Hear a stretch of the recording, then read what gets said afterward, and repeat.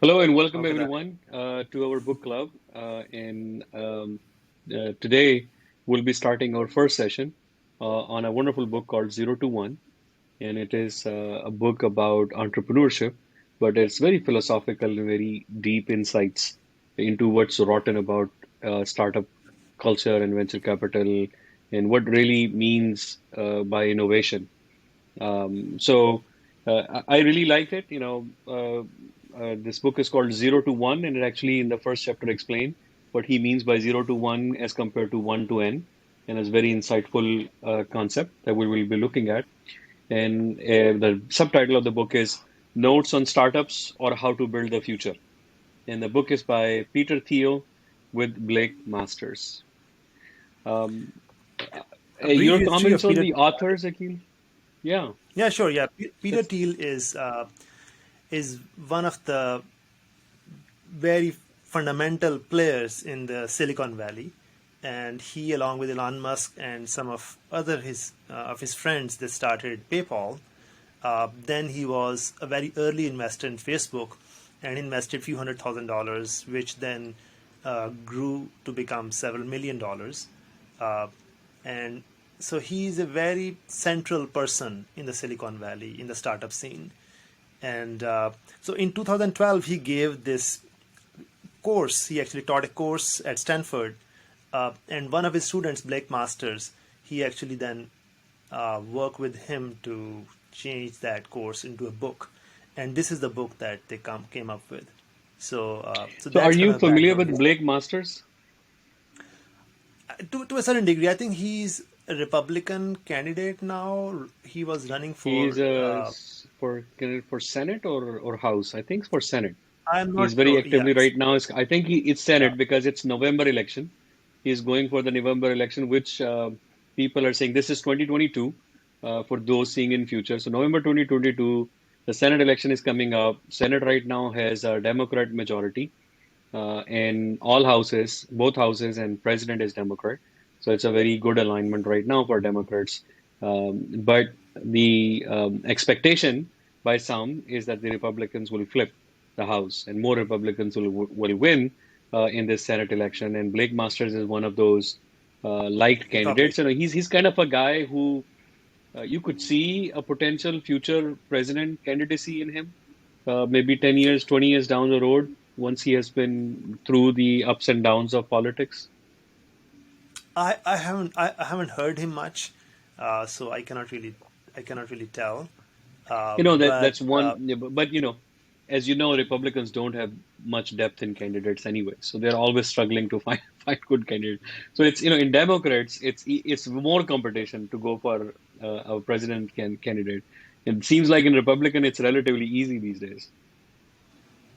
I would say that, I mean, Republican Party also has a lot of depth. The point is that the face of the Republican Party now is more uh, kind of people who try to engage and communicate people on a very basic level. So, but So coming of back course, to the Republican book, you Party. know, as you gave the background of the book that this book came out of Blake Masters writing notes on this course being taught at Stanford in 2001. And it's really impressive to see what kind of quality courses are being offered in universities in US. And it's really what strengthens this country and what creates such a deep depth in ecosystem. You remember Lee Kuan Yew took a 1 year sabbatical in between or during one of his presidency to came to do a PhD, a special program designed for him. I think somewhere on East Coast. I don't know if it was MIT or Harvard or where In was it? Harvard, Harvard, yeah. Yeah. But and he, you know, he was also struck by this idea that the education, the quality of education here is matchless. It's very impressive, although the I don't history know is how much much more. he has learned. I think he probably would have taught more than he has learned. He himself was kind of a person who presidents and prime ministers of other countries used to call him and consult with him, including a lot of U.S. presidents. Uh, So so, his comment that I so it's remember like is that probably. he was amazed how people or students would debate with their teachers and they would not take anything for granted that the teacher was telling them. And that was completely against the Eastern philosophy, and especially someone coming from presidency, like after three presidencies, so nobody would probably speak against him. So, Yeah. um, yeah, but it was impressive. And it's also impressive that how notes were then taken on to convert into a book. We have taken notes in our days, and we never thought about writing a book about it, although some people probably did it in medical school. And Interestingly, how the Danish, teacher. before this book was published, actually you could find those notes Oh which Blake my. Master took. And I used to have that. It was a website. I used to have that. I converted them into PDF. But then a few years later, the book came along, and then the book has already everything. But before the book was published, the notes were actually available, the ones Hmm. that he took. I didn't knew So you I had remember those notes because we were I pretty had close those back notes. then. Yeah. And the Yeah. book came out in 2014. So you're talking about 2012 or earlier? 2012, 2013. 2012, the course was given. So probably it's 2013 that I'm talking about. So The course was given 2012 or 2001? yeah, 2012. 12. 2012. 12. You're Yeah. right. So somewhere between 12 and 14. Okay. Yeah. Yeah, it's impressive. So here's some of the points I note down from preface, and then it's a very short preface. It's only 2.5 page, Yeah. and it's just Yeah. setting the tone. But I highlighted a couple of things besides talking about this being a course in Stanford. Um, so one thing he says is that technology is miraculous because it allows us to do more with less, ratcheting up our fundamental capabilities to a higher level. I think that's a concept that people don't realize, that the goal of technology is to multiply what you're doing. And so, for example, word innovation is used very casually these days, and word technology is used very casually these days. And it's somebody once gave an example that I converted into my example, that technology is not looking at a horse and saying, okay, I'm going to produce a bigger or a stronger horse. Technology is looking at a horse and say, okay, maybe we can do more with a tractor. That's It's exactly taking a step how he higher. describes technology. Yeah, that's exactly how he actually described technology as the movement from uh, nothing to something new. Rather, and he says that that's what technology is: creation, which he called a singular moment, which is like a single moment, a singular moment. He called that moment of creation is he basically said that's technology, and anything which is new or better way of doing something, that's technology. That's how he defines technology. And then he contrasts it with uh, copying something which already exists and repeating something which is already being done, and this little improvement on something which already exists. That basically is in contrast to technology, which he called from 1 to n. And he actually also said that most of what we do actually is from 1 to n kind of activity rather than 0 to 1. So Most of let's us are let's step not. back a little bit and start with chapter one. Very interestingly, he starts with this question that he says that I always ask people when they apply for a job, and the question Yeah, is, what important truth do very few people agree with you on? So, what is one yeah. thing that you believe in that most people don't agree with? And truth, he's calling it a truth that you believe in, and you know this is truth, or know it or believe it, and then most people don't. And what is that one truth? And it actually started me thinking. And Sure. so what that might be. Maybe let me ask you first. Did you thought about this? Did you ponder, or should I go ahead with my thoughts Oh that yeah, I came up actually, with when yeah, answering this question? yeah. A lot of times, a lot of things basically, which I believe that they are truth, and I can see nobody else believes in those truths. And some of them basically are so politically incorrect that you just don't want to put it out in the world.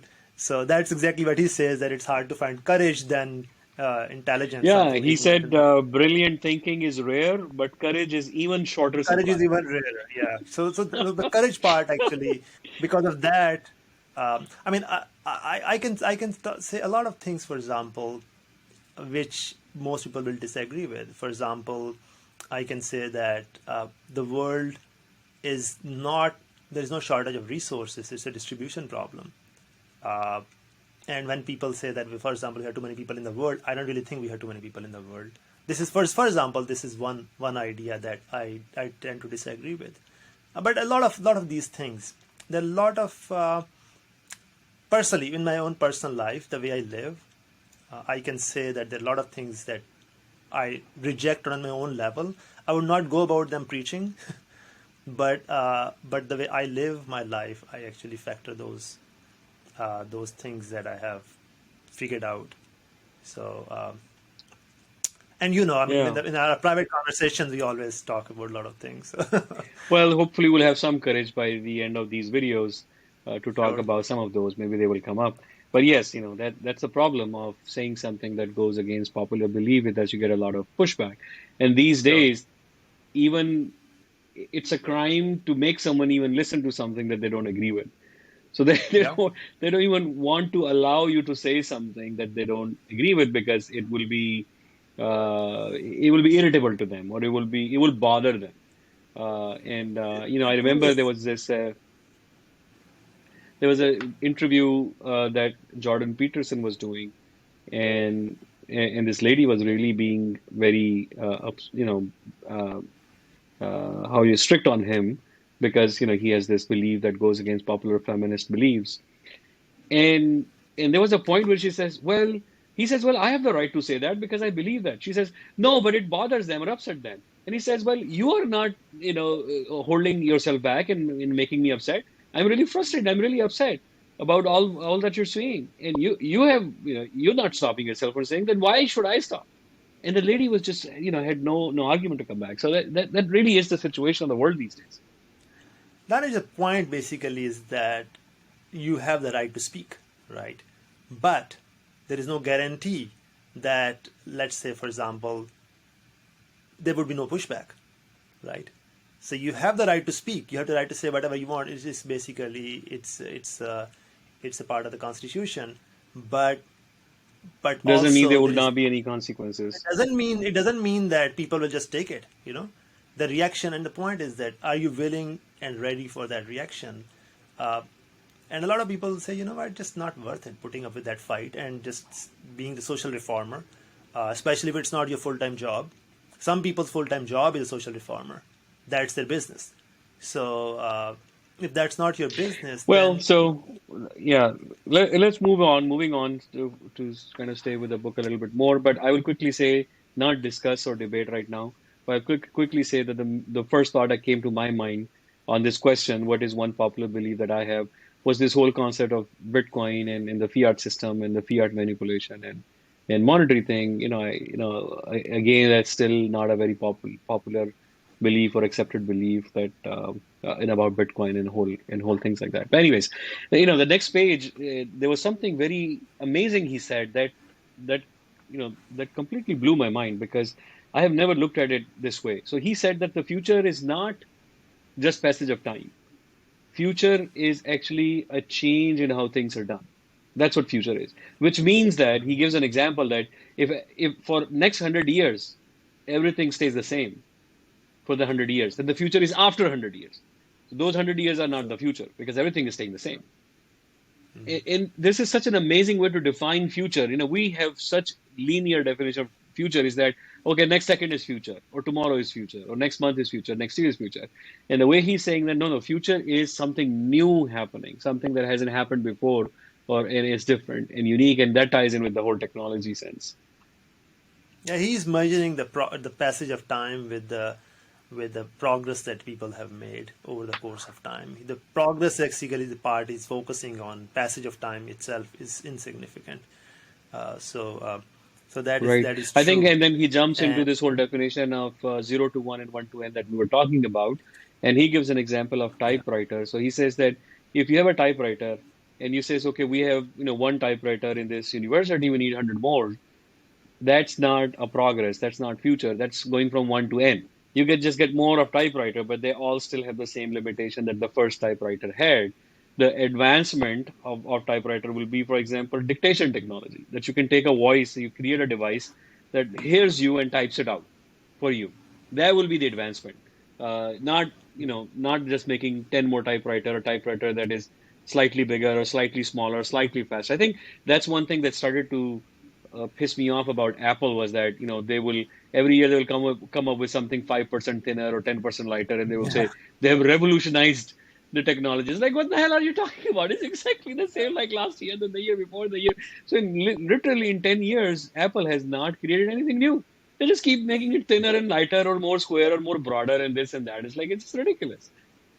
Few things that I would like to add, like the examples of 0 to 1, as I mentioned, he says it's technology, and 1 to n, he says it's globalization. So, and he says that globalization basically is what most of us do, is basically that repetition part, the repetitiveness. Uh, Steve Jobs, it reminds me of Steve Jobs. He said that, raised this question: how many of us are pushing the human race forward, right? And I thought about that question, and then we can all look around ourselves and say, how many of us are actually doing something which is pushing the human race forward? And I personally don't know anybody. I mean, in that technological sense, rather than in this doing the repetitive things and getting the system moving, we all are contributing in that way. But Well, when you push say I don't know anyone, are you saying personally or like even in personally, the internet or something? sure, Personally. Yeah, I mean, sure, it's so rare. personally. It'll be hard. You have to meet Even, like even a million Anish, people before you run into someone. even if you involve people that you only know from media and book reading and whatnot, even those people that you think are pushing the world forward, they're not really. Very few people are actually doing it. Even a lot of So entrepreneurs, for example. let me give you an example of someone. So the person that comes to my mind that I have met, who I think is trying to push technology, was Dr. Khan Siddiqui, who was part of this group who made portable MRI. But I don't know if that will be enough of a 0 to 1, or is it still more in 1 to n category that you're making that MRI that was more fixed and making it portable. But there were a lot of challenges they had to solve. The automated detection of stroke in CT scan these days, where you do thrombectomies and all that. But again, I don't know if that's enough of a jump, but it's definitely a jump in some senses. There is a jump. Yeah, it's hard to define. But to tell you the truth, he actually says at one point that uh, he actually said since 1970 he does not believe that any really major jump has happened anywhere except in computer technology and information technology, right? Hmm. So in his book, and I kind of tend to agree with him because uh, I read a book about Bell Labs and the kind of work they did uh, in 40s and 50s and 60s, and the kind of innovative work they did, it was just extraordinary. The kind of work Lockheed Martin, for example, did when they were building the Blackbird. They have to invent new tools. They have to invent new tools to work with titanium. The plane was made of titanium. So those kind of, and the plane was flying, Danish, at 3 Mach speed of 3 Mach, 3 times the speed of sound. Hmm. And it used to get so hot that regular metal basically melt at that temperature because of friction, because of air friction. So if you Right. read that history, the kind of transistor invention, for example, or fiber optic invention, or those kind of things, they don't really happen these days. We Well, have yeah, I don't want to go into that debate too much, but I Sure, think that if someone uh, might be doing it, might be Elon Musk with his sure, rockets that he's will trying it to be? do, landing by rocket and other things. But let's not go into that discussion. But I think Yeah, the point is that where it ties up to his discussion on startup is that what Peter Thiel is trying to make a point is that startups should be about innovation, and innovation is technology. It's about going from 0 to 1, not going from 1 to n. Startup is not, absolutely. okay, how can I make more typewriters or more faster, more cheaper, or more colors, or smaller or lighter, or something like that. It's like, okay, typewriter is done. What will be the next big thing? And, for example, voice translation, if that's done, what will be the next big thing? And that's what Yeah. he says is what the startup should be. But one quick point about globalization, he gives a very good example of globalization as China, in the last few years, is trying to adapt and copy a lot of the processes that was being done in US and the rest of the world. And if we're from Pakistan, and if you look at it, same thing has happened in Pakistan. The whole push has been, okay, how can we make AC, air conditions, or not even that? So how can we import air conditions, or lighter one or cheaper one or something like that? And it's really sad when you look at that way, that how in that sense, Pakistan, which we know more closely than other countries, probably has not moved since 1947 or 48. I don't know what major thing Pakistan did. There was an innovation that was new that didn't exist before. Hmm.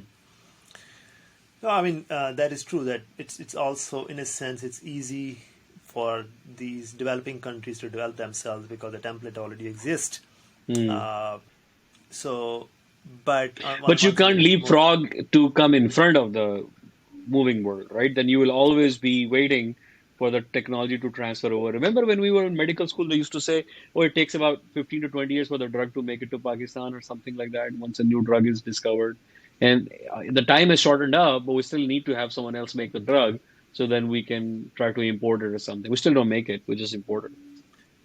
The real problem with copying is it's a mindset also issue. The creative person has a different mindset than a copying person, and it's very hard to transition from one to another. And it's true even at a level of nations. But we can move forward now. So, So just on globalization, I want to make one more quick comment. When I go to the page, I don't know if it doesn't have page numbers for me, but let's say if I follow on this discussion of 0 to 1, he says that in a world of scarce resources, and scarce maybe because those are the ones that you have access to, but in a world of scarce resources, globalization without new technology is unsustainable. yeah. So, that basically is the maybe the challenge what people have with your idea that there is enough for everyone. The problem, so the example I give is that if everybody says, oh, we all want a car, do we have the resources and capacity and the infrastructure and the roads and everything and factories to give everyone a car?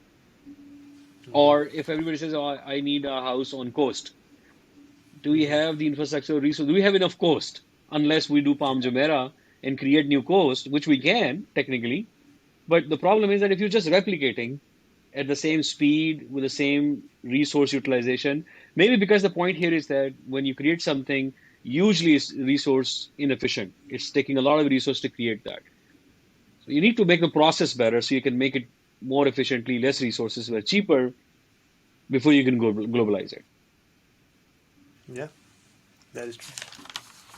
So basically, uh, if the current models of consumption and production are not changed, then the cost for the globalization has to be paid through the environmental catastrophes and stuff like that. So, so the current production models has to change. Uh, so And then he finishes that's the the chapter with this last half a page or so of what he calls startup thinking. And he says that it's hard to develop new things in big organization. But on the yeah, contrary, it's even harder to do it by yourself. So you can't do yeah, it alone yeah. and you cannot do it inside another big organization. So it has to be, that's where the startup comes in. They have to have a small team put together who are all creative minded and they get at it and they try to solve it. Yeah, and he actually used this word that he was like in a big bureaucratic organization, signaling of work is more important than actually doing the work. And I really like that expression, signaling the work, because that captures so much of the essence of our society. The signaling everything. I'm virtue signaling. I'm so special. Gave some donation, and I'm just going to give speeches and talk about those $1,000 that I gave to somebody like 10,000 times, and extract all this non-tangible value that I can extract from that donation as much as possible. This is signaling, worth signaling, and this is what politics is basically. Internal bureau politics in the organization is always like, somebody signaling. He does something, and he basically makes sure camera is on. That kind of mindset, which exists in big organization. And yeah, it's kind of a side point, but I just Yeah, no, I think I it's very important. And yeah. I can say a lot of those things about it, but maybe I shouldn't talk about my current workplace. Yeah, So yeah, and I think that's one of the rot of the society yeah, that has happened is because the signaling has become more important than the work itself. yeah. It doesn't matter what And the actually thing is work is that, being done. but signalers are always, this is more signaler society now. Now society is more signaling based society, uh, and those people usually spend so much time trying to basically take credit for things, because the person who's actually doing work really doesn't have time to basically uh, capture the credit, and he's just kind of so busy doing work. But anyway, let's move on to chapter 2 now. All right, so chapter two, and he in this chapter is talking about 1999, the internet madness or craze in investment circle. And Yeah. before we go into details, if I just give a quick overview, he basically is describing the situation that happened just before or just around 2000 or before 2000, where there were an 18 months of an extreme euphoria about internet companies and a lot of investment coming in. And there are a lot of lessons to learn. So I think this is a very important chapter because I think something like that, this book is from 2014, but something like that just happened in 2021, Yeah, yeah. We'll get to that. I all have I over have a few again. points to that. So Yeah. I think it's a very, very important chapter to look at. Yeah, I think I will summarize. He first talks about how people can behave crazy in and how manias can develop, and then he gave an example of dot-com mania, and then he actually conclude a very interesting conclusion from it, and which is that people can conclude wrong lessons from experiences. Hmm. Just because you have an experience, I always I always say that just because you have an experience does not mean you have learned the right lesson, and he exactly said the same thing. So to start, he actually talks about that. He says in groups the main madness is very common. People behave very Right. stupidly in But groups. but I think the real go ahead. So so But basically he actually says that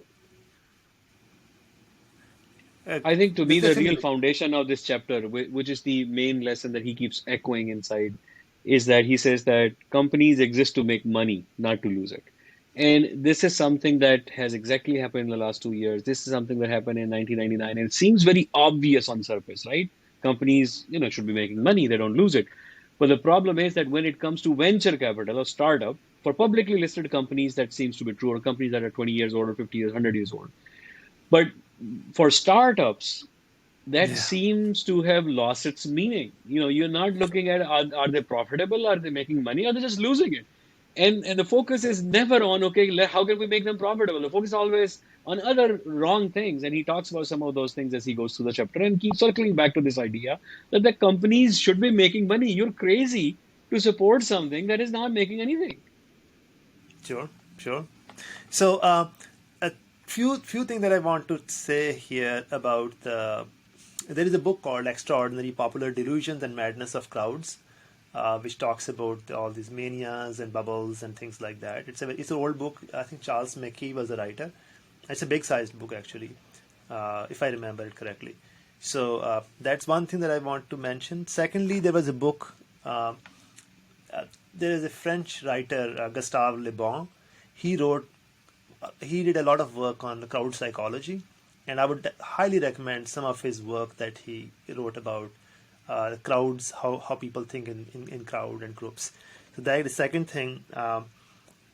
Then the idea actually, I think Charlie Munger once said that if somebody is consistently wrong, he can be also very useful. So, so, so basically, if a group basically is, if you say group is consistently wrong, going opposite to it can be actually very useful, and it's called contraindicator, as they say. And there is even an inverse Kramer ETF. That inverse Kramer ETF. And that has actually beaten S&P 500 for last That three is good. That years. is better. So there is an inverse. Actually, Elon Musk. There's a video by Elon Musk in I think 2008, 2009, in which somebody says that, well, Kramer said this about your company, and he was like, well, Kramer is a contraindicator. It's a contraindicator. It's opposite. Whatever he says, opposite is actually really true.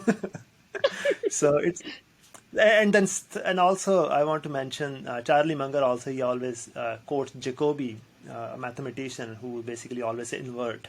So whenever you basically looking at the situation, invert the situation, then you can basically understand it better.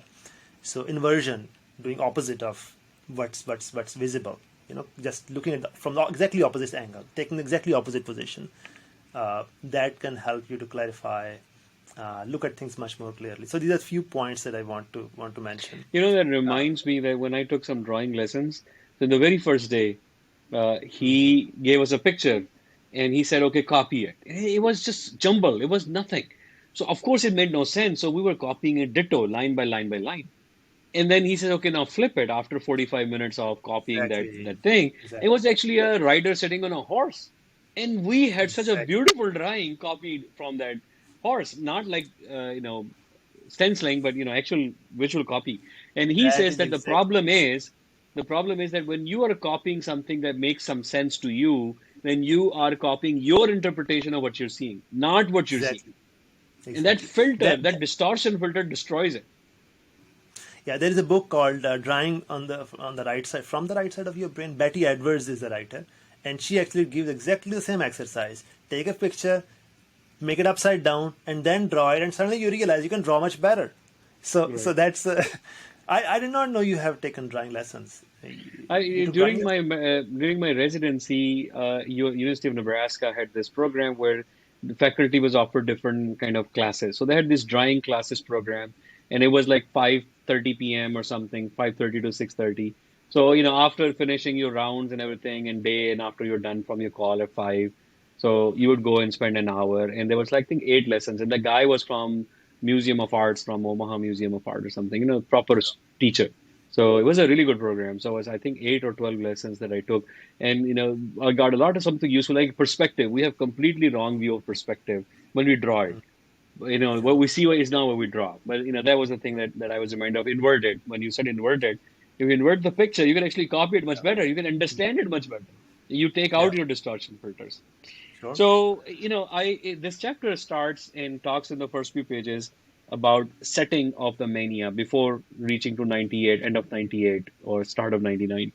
And there's many, many interesting things there, but I was not gonna talk about anything in particular unless you have something, because I think most of the interesting part is the mania part, which I wanted to dig deeper into a little bit.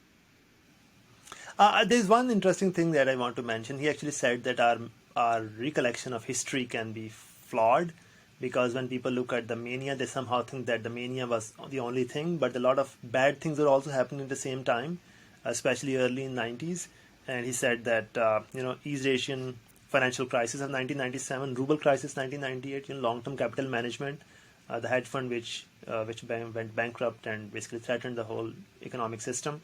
And then euro was launched, and then euro 2 years later was kind of languishing, and it was at launch it was like around $1.2, and then 2 years later was $0.8. So euro was also like, so a lot of bad things were going on, and in that context, this new technology emerged, and then basically everybody jumped on that bandwagon.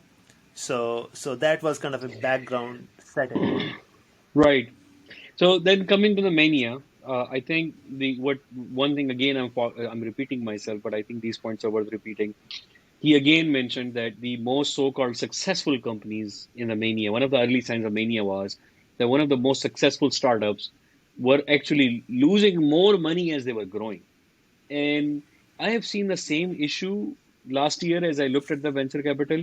There was this term that I started hating, which was called KPI, key performance indicator. And the KPIs had nothing to do with revenue or money. Actually, to raise the KPIs, you had to spend more money. So you have to lose more money to get more KPI. So you actually looked better, as measured by the key performance indices or KPIs after losing more money. So, for example, one KPI was more customers. So the example is Uber of Pakistan, which was called Careem. Uh, Careem was acquired later by Uber by many $1 million, and then they shut it down after a year because it was losing so much money. And what Careem was doing was it was a ride-hailing service, but the KPI was miles traveled or number of people who have done the rides, and what they were doing to achieve a higher number on that was just offering free rides. So you get free rides, and then they say, "Oh, see how many people are riding." Like, what the hell is that? And then that was their KPI, and then they keep on wasting money on it. So instead of making money on people riding, they were paying people to ride. It's like they were losing money on people riding. It's like, what kind of concept is that? But this is exactly Yeah, what he's and talking then about in the they say mania. that they can somehow scale up and suddenly it become profitable. I mean that the whole the flip. They somehow think that if they have if they're losing money on unit transaction, and they say that if we scale up somehow, the benefits of scale will kick in and it'll become profitable. I think that depends. I mean, what kind of business you are in. For a lot of Yeah. businesses, your cost also increases proportionately. So it's I think we'll circle back on it and anyway. discuss it again. I think we have had some discussions in the past that it's hard to convert non-paying Yeah. customer to paying customers. Actually, paying customers may not come to that Oh service yeah. if you're just not, if you're looking to Non-paying just customer acquire is a different non-paying business, customers. Danish. Yeah, exactly. Yeah. But It's like being in a different business. yeah, it's your audience. Your audience base is the non-paying people who look for free stuff on in marketplaces and people's Yeah. home, and you are attracting them to your company, and you're expecting they will start paying you. If they were able to Yeah. afford money to write, why would they come to your service in the first place? They'll be going to Yeah. something else. So, but Yeah. anyways, that's a separate debate. But continuing in this chapter, the other point that hit me, again talking about the mania, again something that I saw in 2021 was is that he said that people were just throwing money at you, and he's talking about his personal experience raising funds for PayPal, and he says Yeah. that there was this South Korean company who transferred 5 million over to them even before seeing the pitch deck or deal or terms or offer. And when he had made deal with someone else and he was trying to get them to take the money back, they would not send him instructions on how to send the money back. They didn't want their money Yeah. back. It's like, no, just give us some Yeah. small piece and just keep the money. It's like, this is ridiculous. And Wall Street Journal said that they have valuation of 500 million, and the next month the lead investor, they actually use that number to basically raise $100 million. So they raise $100 million based on that back of the envelope evaluation of the company. Yeah, a Because journalist wrote 500 million and they just accepted it. Yeah, he yeah, said just so. Wall Street Journal said that. Someone said That must finance be the correct journalist said you're evaluation. 500 million, okay, you're 500. And maybe they fed it to him or somebody else fed it to them that, yeah, well, they say, okay, how much is your valuation? Like 500 million. Okay, let's write 500 million. It was ridiculous. Anish, But anyways, all these things also give me very interesting. There's one important point that we're missing. These kind of things can never happen in a country like Pakistan, for example, because they are never going to have that kind of capital. They're never going to have that kind of a insane amount of free, unless foreign capital flows in. Inside the country, people just don't have that kind of capital. The point basically I'm trying to say is that there is so much wealth in the US that people can basically put $500 million and or just give $5 million and just like it's nothing for them. but So I agree with you, but I dislike the use of word wealth for it. Wealth to me means something that is substantial. This is just made up numbers, fake up numbers. 500 million on the books is, Fed or the bank or someone just cooked a bank just cooked it up. Went to the bank to get credit, and all they need is like 50 million to give you 500 million credit. It's just made up no, numbers. that is true. But the point The basically is that advantage US has is the unit of dollars, accounting in the world is dollar. dollar, yeah, that's the And point. and US has a complete hegemony. So the real export of US is dollar export since You're 1971. right.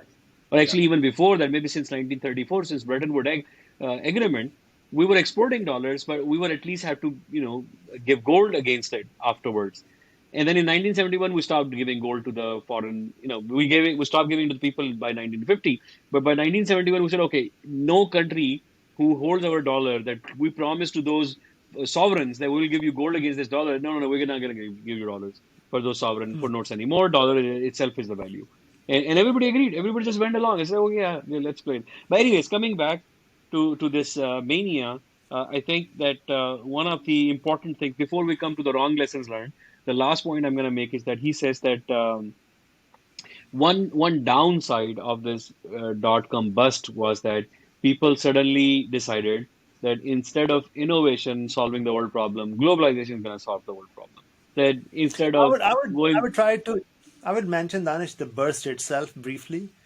The Nasdaq dropped from 5,048 points to 1,114, and that is a 78% drop over the and it course took how of long? 2 years, or 2 years 7 months, over a course of 2 years 7 months.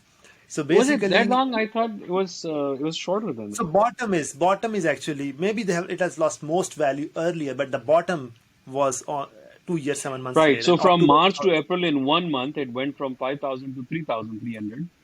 And then from 3,300 to 1,100, it took next another 2 years, 2.5 years. Yeah. So the finally the bottom was bottom from top to bottom. The journey is of minus 78%, which basically is a number which we should always remember that when things go Not only bad, minus 78%, we should also remember 2.5 years. 2.5 years. The Sure. collapse do not happen for, in 3 months and say, okay, you're done with. In 3 months, Yeah. the market has collapsed 30%, we're done. No, no, no, no. It will bounce Yeah. back up. There will be those rallies. What are those called? Those hope rallies or something in between. Dead cat Uh, bounce cat. They call that it dead cat that bounce. can bounce. Well, there will be sudden. There was some excitement in the last week because the numbers came out better, the jobless numbers, and the numbers on inflation and all that. And then today I saw that market realized, okay, no, this was a folly. And sometimes maybe one force is trying to offload, creates a euphoria, offload some shares, and go back. You saw that in the last bounce 2 weeks ago, 3 weeks ago, there was a good bounce, 20% or something. You know who unloaded? Elon Musk. He sold Oh, $8 billion sure. dollars of his shares of Tesla You know who because else there has was a completely bounce. It went sold? from 700 to 900. He just uploaded. It's like, okay, let me sell. It's like Sure. unbelievable. Danish, Michael Burry sold all of his stocks, all except one Geo Group, which is a minimum position in Geo Group, which is actually a private incarceration company. Jail services they provide that. So He thinks probably that's going to be in demand. probably saying things are going to basically get things are going to get so bad that people are going to be going to jails and they will make a lot of money. But that's the only company that he's invested right now. So he's out completely out of the market. When did So he sold everything? in last quarter, in last Last quarter. quarter. Last bounce. So last So bounce he last offloaded. month, yeah, yeah. The people, Ray Dalio, I think he's selling also. I'm not sure. Somebody mentioned he has just sold Alibaba stock or something like that. So, but people are kind of pulling back a little bit. The big money is pulling back, and while they're pulling back, they're always encouraging you. They're always Or, there's a lot of discussion of, oh, there is discount available, there's cheap stock oh yeah, available. Why yeah. don't you buy it? You just load up on it, load up on the discount. Like, what the hell are you talking about? It's gonna go down Yeah, to 30%. So, but I think 78% is a good number to remember. So, it's a good number to yeah, remember. yeah. Seventy-eight I think the percent. Think top, again. uh, Danish, just think about it. Just round it up to 80, for example. Just think about it. You have okay. $100, and 2 years later, they're down to $20. You have $1 million, you're down to $200,000. How would you feel? How would you feel? It's a soul destroying experience. I'm telling you that. I mean, I have never lost so far that kind of money, but I have lost big numbers of money in stock market. It really destroys your soul. I'm telling you, it really, really. Unless All you right, have this. let's move on. Let's move on back to the book Sure. and talk about talk about lessons learned, the wrong lesson learned after this experience. So he says Sure. that the Yeah. the entrepreneurs who stuck with Silicon Valley learned four big lessons that still guide the business thinking today. And then he says all those four lessons are wrong. So So, yeah. so the first lesson was that make incremental advances. So that was the going from one to n instead of zero to one, the globalization concept. Yeah, just make the typewriter say, just make the iPhone little thinner. Let's Oh yeah. just make iPhone 5% thinner. And then it says revolution. We have Oh completely no, the revolutionized the camera, phone. from 10 megapixel, it's Scale 12 megapixel now. from 10 to 12 megapixels. See, amazing improvement. Technology has advanced, and now we have camera. Even bigger joke, Danish, the bigger joke even is now we are coming with the purple color iPhone. This is I don't know what they call it. I don't really think they call it purple. They must be calling something fancy word. I don't know. But this is this is so low, and all the innovation scale. It's just a joke, really. I think the second point he talks about, which again he says is wrong, is kind of more important and deeper point to discuss because I was actually completely sold on this idea too, which is that stay lean and flexible.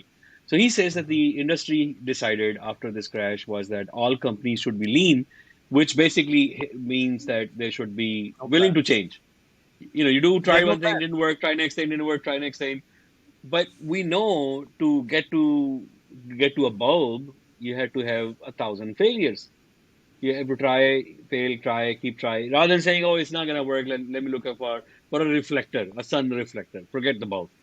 or something like that, right? So that's a very interesting things. He says that the industry's decided you should be flexible, you should be lean, you should keep iteration, keep pivoting.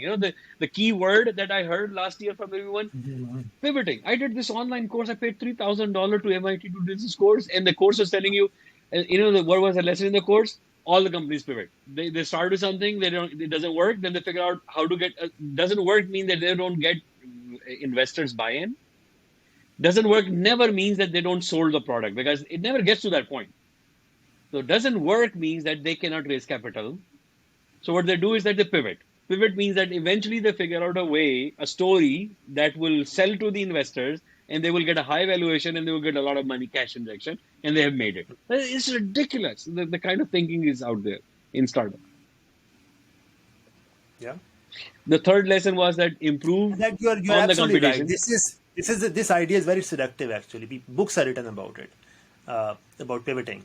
The Lean Startup. There is a very famous book, Lean Startup. Eric Lean Rice, startup. I think, is Yeah. the writer. And the book is Lean Startup. It's all about lean. It's all about Yeah. pivoting. Yeah, that's There a was very somebody famous who says you should fail fast. Wasn't he like Y Combinator person or something? He says, "Oh, you're gonna fail, so you should fail fast, so you can keep failing, and then you just move on to the next thing." And he says, "You fail, you give up on it, try the next thing." Yeah, that's the lesson they give you. yeah. Be But flexible. failing, yeah. But I think you have to be rigid. You start from the rigidity. You start with a plan, and then you say we can change some plan if we need it. But that's not something you need to emphasize on. Change part you I, should not emphasize on. to me, I think what should not be inflexible is the goal.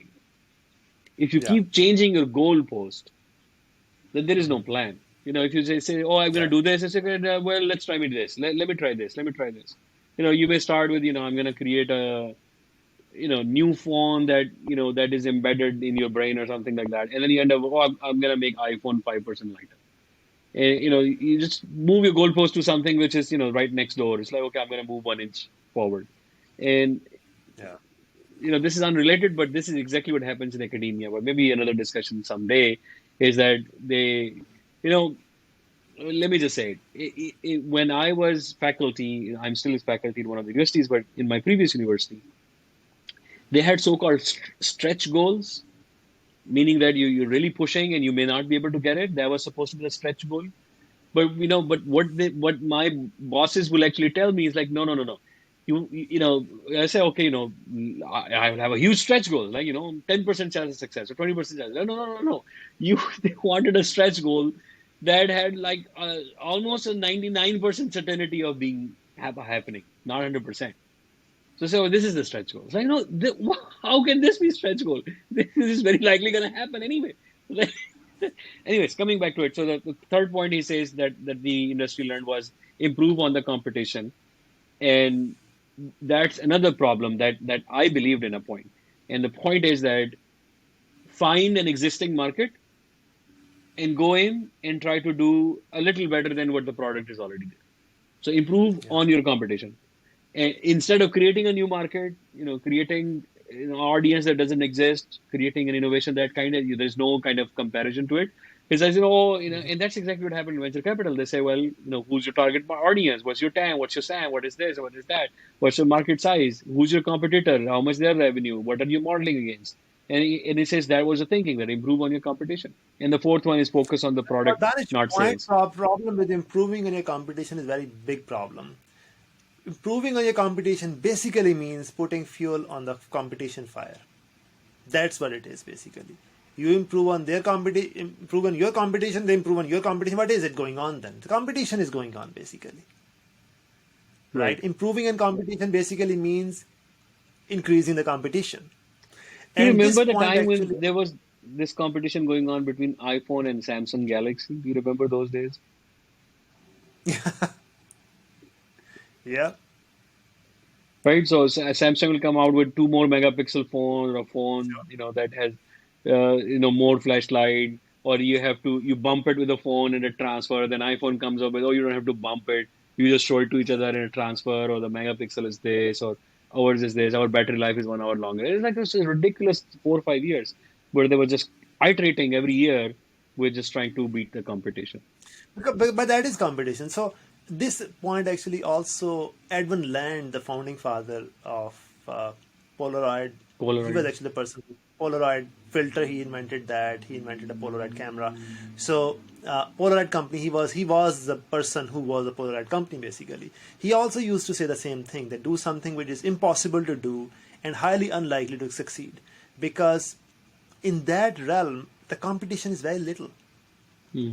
and that's what Non-existent. actually, yeah, non-existent. And so you're, it might look very difficult, but in the long run it would be easier for you because you will own the field. And that's It will be basically, It'll be hard to replicate, unless they copy your patterns or copy your information or something like that. It will be just, yeah. if it took you 10 years to figure out, doesn't mean they will do it in 10 months or something. And And then the that's fourth one exactly is what happened focus with on, Polaroid also, actually. With Polaroid, that's what happened. Kodak copied them. There was a big lawsuit between Polaroid and Kodak, which lasted for many years. In the end, Polaroid won, and basically Kodak ended up paying them billions of dollars in compensation. The point was their patents did protect them. So, but that's a separate story. That's a right, story right. for another day. And then the fourth point he has is the focus on product, not sales. That again, the point he was saying that people are just trying to create KPIs and not actual revenue. But I think the problem had become even deeper in 2021 was that it was not even a product. The focus was just on the story, on the narrative. And everybody was talking about the KPIs and the narrative and not even the product. So I remember there was a pitch I attended, and there was this pitch about a wonderful product who can do this and this and that. And then they went into, okay, what's the TAM, what's the SAM, who's the competition, what's the KPI, and things like that. Never ever actually showing the product. In the whole pitch of 30 minutes, Yeah. the founders never showed the product. And I was like, does the product even exist? Or it's just an idea in someone's head? Where the hell Yeah. is the product? What's the mechanism look like? What's the shape look like? What's the weight look like? How does it actually work? And that's Yeah. the A issue. lot of people, a lot of people have problem with the reality now. They somehow think that anything they can cook up in their head basically can be executed, and that's what happened also with Elizabeth Holmes, if you remember. You know, Mhm. that's the problem that she Theranos. suffered from also. She just imagined something and she somehow thought that it's a product making thing is not a problem at all. People think that imagining is the hard part. Things sometimes just somehow happens, and that's what I also feel with the, the entrepreneurs that we talk to.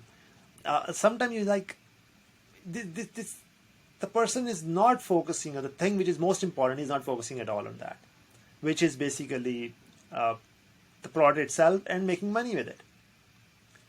And all the long stories that people tell you, like, what are you going to do with this? This is just like fictional stories. But anyway, so Yeah, and I think in the same line, I will add that there is something that Elon Musk says that even creating a prototype of an order, a proof of concept, still doesn't mean that you will be able to do a mass production.